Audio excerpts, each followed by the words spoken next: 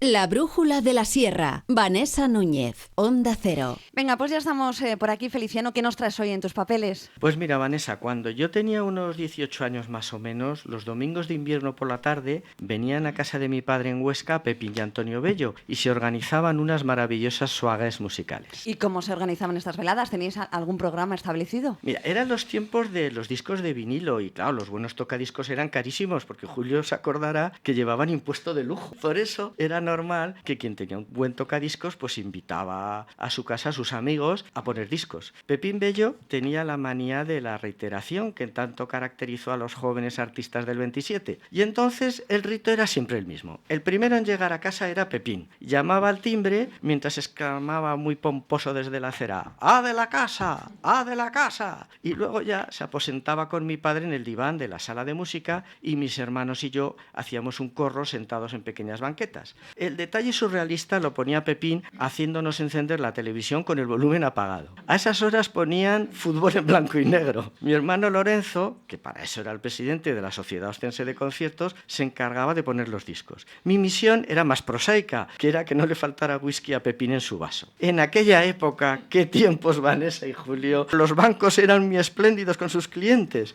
y el Banco Hispanoamericano felicitaba a mi padre las Navidades y el día de San José con una botella de whisky escocés. Mi padre, que solo bebía agua de Vichy, las guardaba siempre para Pepín. Pero, Feliciano, al ritmo de Pepín se acabaría enseguida el whisky escocés. Claro, claro. Entonces, mi padre, que era muy económico, pues iba a la licorera riojana y compraba whisky Dick. Pepín, muy elegante, no acusaba el golpe y ponderaba mucho el whisky Dick como el mejor whisky no escocés del mercado. Y nos contaba cómo don Nicomedes García había fundado las bodegas Dick en Segovia y se había traído a un jefe de bodega de la misma Escocia. Pepín Bello llegó a conocer a este maestro una tarde en Segovia. El maestro iba ataviado con su impecable faldita escocesa, el famoso kilt, e iba de taberna en taberna trasegando vino con una sed infinita. Y mientras iba comentando: yo no entiendo a este don Nicomedes gastarse este dineral en montar aquí una bodega de whisky teniendo el vino que tienen ustedes aquí. Cuéntanos, Feliciano, ¿qué discos poníais? Siempre se empezaba con Beethoven y Pepín pues nos iba contando sus vivencias, sobre todo musicales. Mira, la generación del 27 fue muy musical. Había tratado a compositores como Ravel, Falla, Stravinsky, toda la familia Halfter, el maestro Rodrigo y alguno también tan estrafalario como Acario Cotapos. También conoció a grandes intérpretes como Wanda Landowska, Rubinstein y sobre todo fui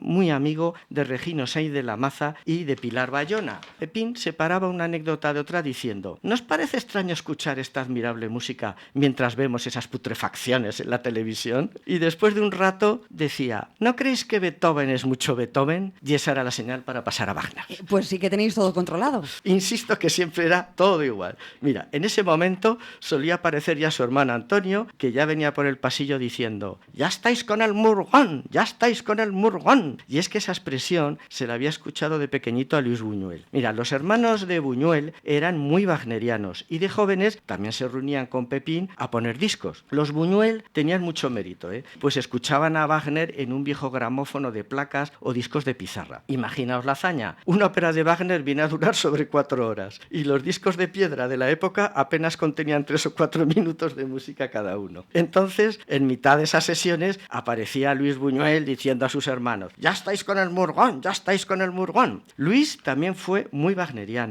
y también fue muy maniático. Tenía pocas filias y muchas fobias. Por ejemplo, no soportaba la música de violonchelo. En la película El Ángel Exterminador hizo que un personaje destrozara a golpes un violonchelo así sin más ni más. Durante el rodaje de la escena, al actor pues le daba un cierto pudor, un cierto reparo y le dijo: pero hombre, don Luis, ¿por qué quiere precisamente que destroce yo aquí sin más ni más un violonchelo a golpes? Y Buñuel le respondió sin dudar: porque odio a Pablo Casal. ¿Y cómo acababa la sesión? Bueno, la apoteosis final venía siempre de la mano de La corte del faraón. La corte era una opereta bíblica que los del 27 ensalzaron como una obra maestra del surrealismo. Algunas zarzuelas pues estaban inspiradas en las óperas del momento y aunque la corte estaba claramente entroncada en Aída, el argumento discurría por derroteros menos épicos. Contaba el pasaje bíblico de cuando los hijos de Jacob vendieron a su hermano José como esclavo a los egipcios, pero lo contaba de forma tan psicalíptica e irreverente que le valió muchas prohibiciones y censuras. Mira, comienza la zarzuela con el desfile triunfal del general Putifar, que viene de luchar nada menos que contra los taimados capadocios. Claro, el faraón, en premio a su victoria, le ofrece en matrimonio matrimonio a una joven tebana, Lota. El pobre Putifar se estremece, pues la certera saeta Capadocia lo había inhabilitado para el matrimonio. Así que a la desatendida Lota no le queda más remedio que disputarse con la esposa del vicioso faraón los favores del nuevo esclavo, el casto José, que para colmo era totalmente afeminado. Bueno, la zarzuela es un grandísimo despropósito con un gracioso texto lleno de picardía y una música excelente, que culmina con toda la corte faraónica bailando nada menos que un movido garrotín.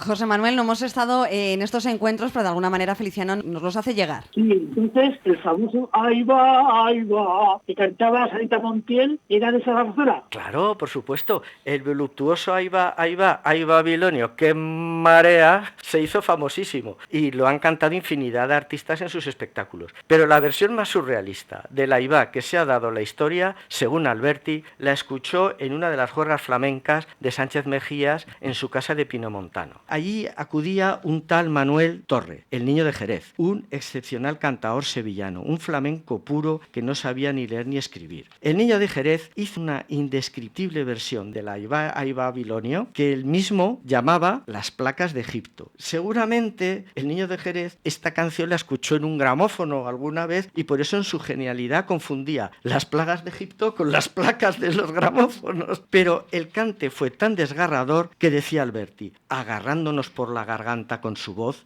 parecía un bronco animal, un terrible pozo de angustias. Pero lo más grande fue que al final el niño de Jerez, para explicar su cante, le dijo a todos, en el cante hondo lo que hay que buscar siempre es el tronco negro del faraón. Increíble, Feliciano, como siempre, nos encantan tus papeles. Nos tenemos que marchar ya. Onda Cero Sierra, 106.6 FM.